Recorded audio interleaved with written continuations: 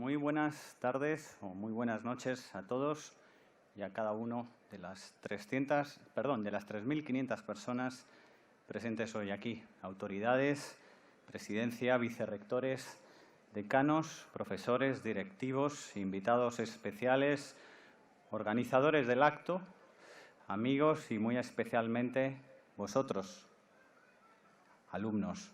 Vosotros, vuestras familias, vuestros padres, pero también vuestros abuelos, vuestros hermanos y vuestras parejas. Para todos ellos, un muy fuerte aplauso, por favor.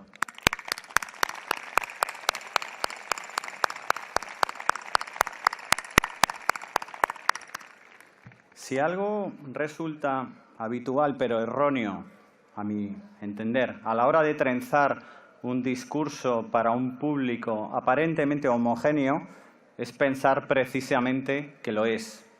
Es decir, que acudiendo al tallaje universal, al one size fits all de algunas marcas, uno pueda presuponer que unas ideas generales encajan y penetran por igual en una misma audiencia. Sería como considerar que un libro, una fotografía, un cuadro, una película, una canción o un paisaje significan lo mismo para cada uno de nosotros. Si mantuviera la fórmula en mi conciencia de dirigirme a un todo impersonal, es decir, a la audiencia indiferenciada, en vez de a las partes que la componen, es decir, a vosotros alumnos, a vosotros que sois 605 alumnos hoy aquí, graduandos, recurriría involuntariamente a transmitir en un momento tan especial como este unas palabras absolutamente estériles y alejadas de la autenticidad mínima que exige el haberlas vivido y sentido antes de pronunciarlas. En definitiva, caería al terminar este discurso en la más grave falta en términos de música rapera, la de la ausencia de street credibility. Por ello, no pienso hablaros en la distancia del cargo del rector, sino más bien en la corta distancia, en la cercanía que exige la condición propia de lo que soy, un mero empleado y servidor de esta universidad, como soy y prefiero elegir hoy. Me he propuesto comunicar más con la vocación, el instinto y la intuición que con la mente, la teoría y la razón. Y por ello me he propuesto poner el foco en la intrahistoria, en las pequeñas vivencias desestructuradas, para hacer grande lo pequeño, en vez de engrandecer lo que ya todos sabemos que es grande.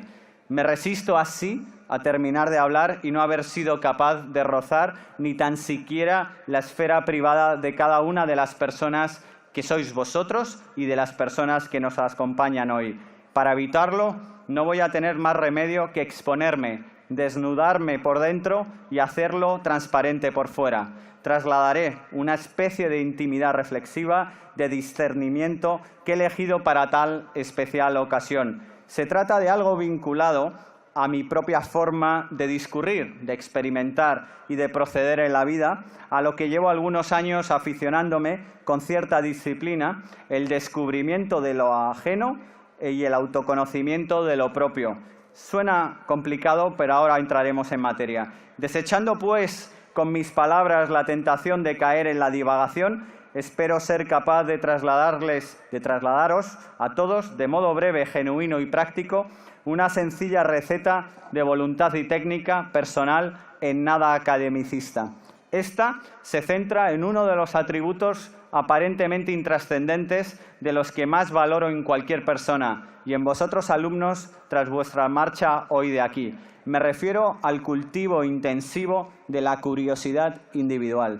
Me adentraré en una especie de manifiesto informal que he creado en exclusiva para este acto sobre el incentivo personal de ese tesoro, el de cultivar y curar y cuidar la curiosidad insaciable. Como diría don Arpad von Lazar, todo me interesa. Pues eso precisamente es lo que quiero exponer. Pero antes de pasar a enumerar los 5 puntos cardinales de ese manifiesto informal y personal, me dispongo a radiografiar su marco general.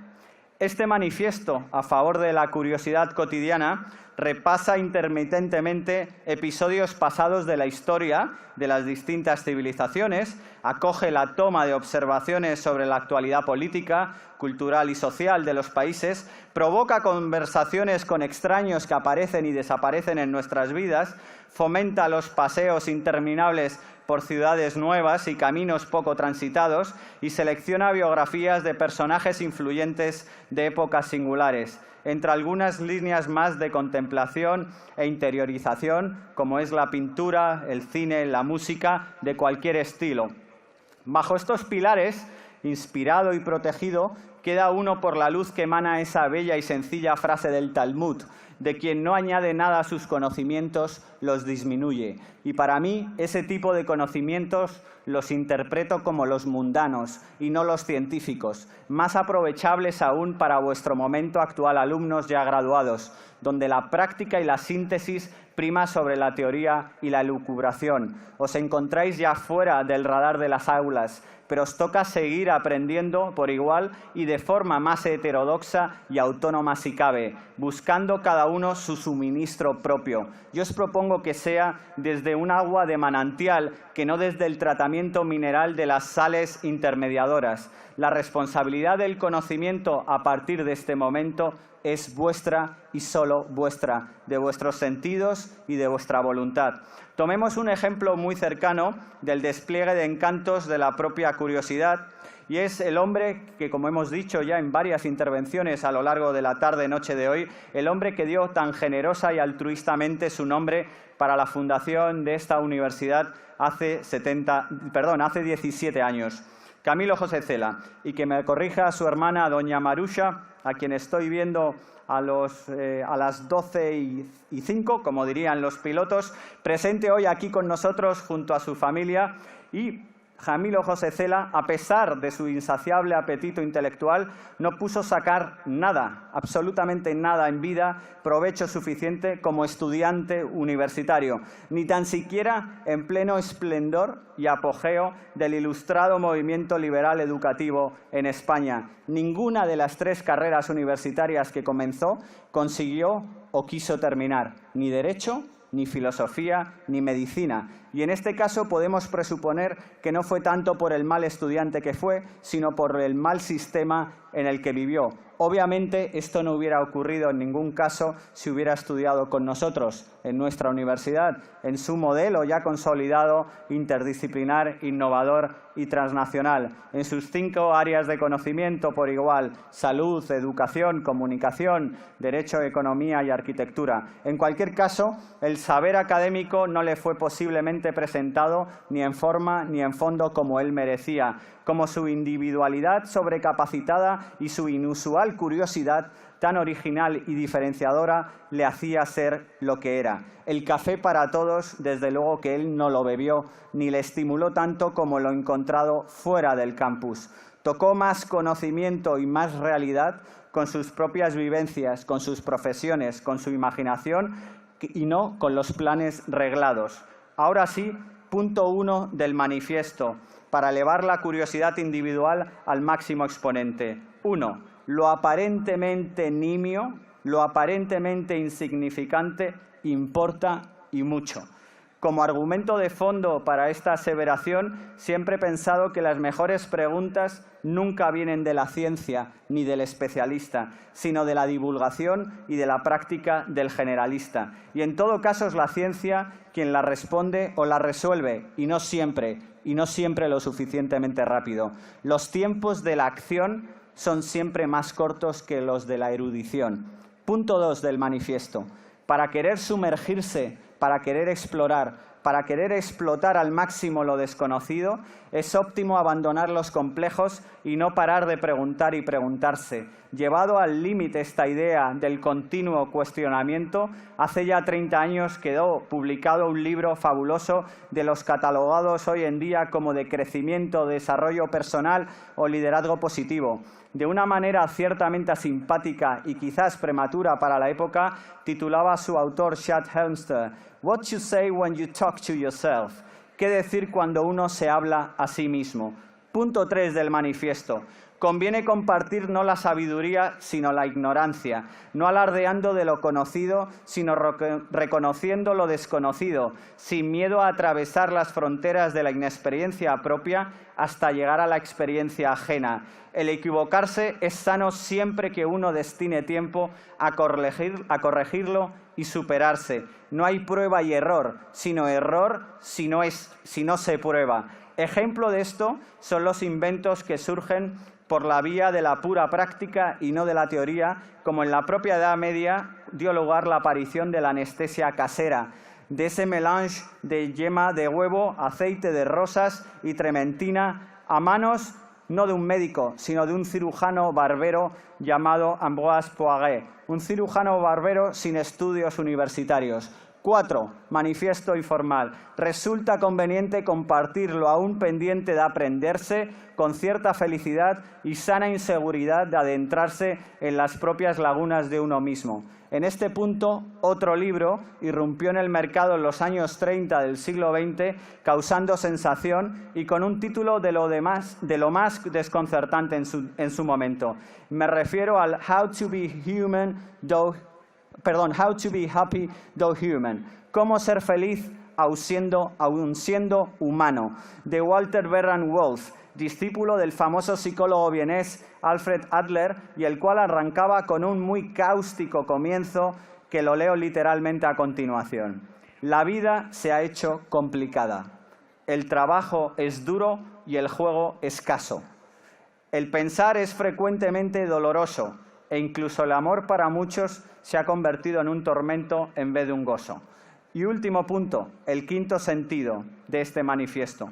Conviene frecuentemente rodearse de perfiles, de edades, de mentores, de compañeros, de detractores, de amigos y también de enemigos, todavía más cerca, como decía Winston Churchill, y como nuestro padrino nos ha dicho, tan bueno con los mangos como las serpientes. Hay que rodearse de influencias heterogéneas, en entornos y viajes no excesivamente planificados, donde acercarse al máximo a la realidad local, sin permanecer atados a los mitos, las fábulas y las leyendas, en una especie de readaptación de lo que en los siglos XVI y XVII fueron los Grand Tours. Así se podría ir cosechando un cierto interés por las fascinaciones exóticas que en un mismo periodo en Europa llevó, gracias al comercio marítimo, a un número importante de viajeros a acrecentar en sí una defensa humanista por la curiosidad.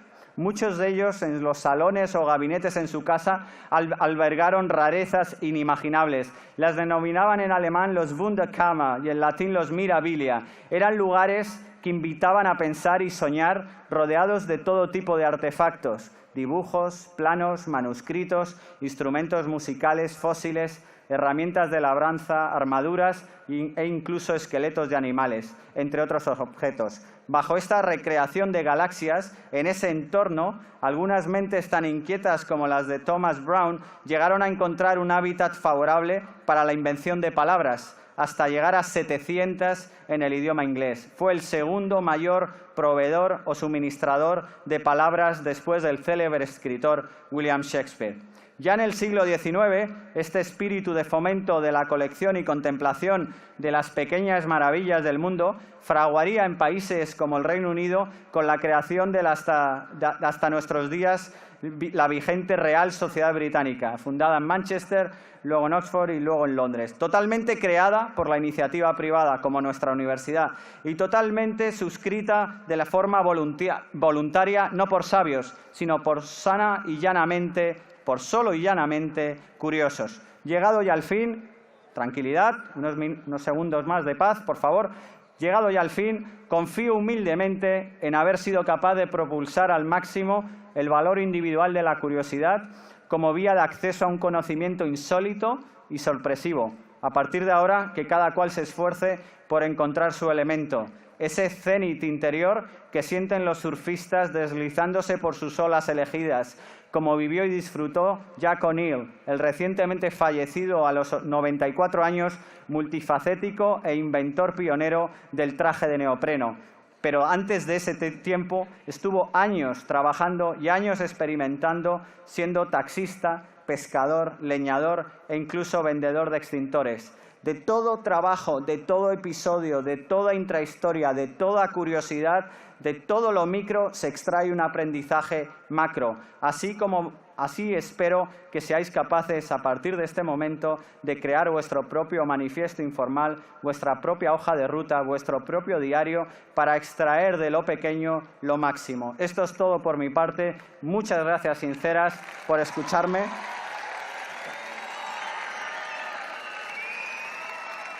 Vosotras. Muchas gracias sinceras por escucharme dentro del epicentro de lo que no es una nave espacial, es una nave especial, que es esta Universidad Camilo José Cela, de recreación curricular y de atracción de talento. Mil gracias a vosotros, mucha suerte.